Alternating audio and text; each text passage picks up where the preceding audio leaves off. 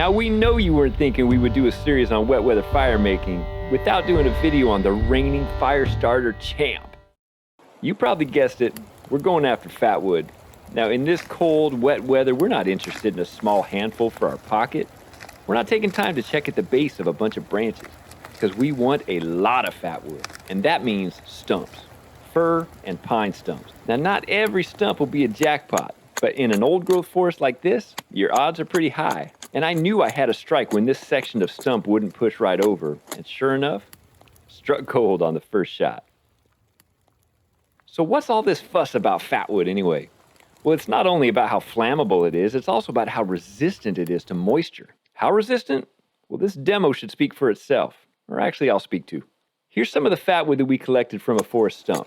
Now, if you value Fatwood like we do, you might want to look away for this part, because it's going to get ugly. This is us dumping water on the Fatwood, and this is us rubbing mud all over it. This is me after a few minutes doing a half-hearted job of wiping the mud off with some wet leaves. Yeah, that should do it. Okay, we did not do any shaving on this piece, and this is immediately after its 5-minute mud bath, with no time to air dry. Watch what happens after only a little time above this tiny match flame.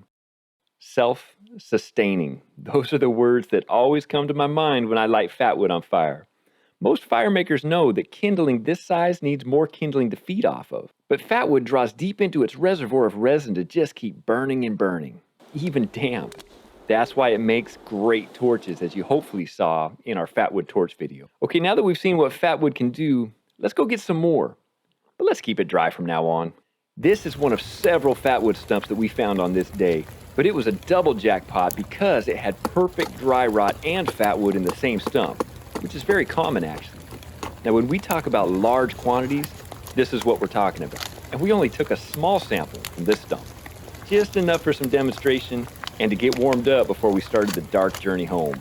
When we cut shavings, we like to get most of the flaky, rotten stuff out of the way and carve into the center, where the heaviest concentration of resin is. Not all Fatwood is made the same, but this piece is what we would consider grade A Fatwood.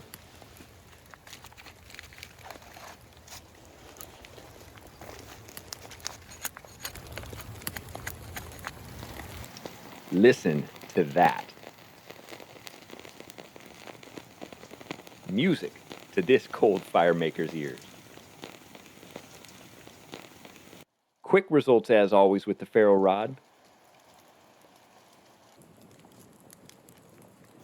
This was one fire that was especially hard to walk away from, but maybe that had something to do with the company.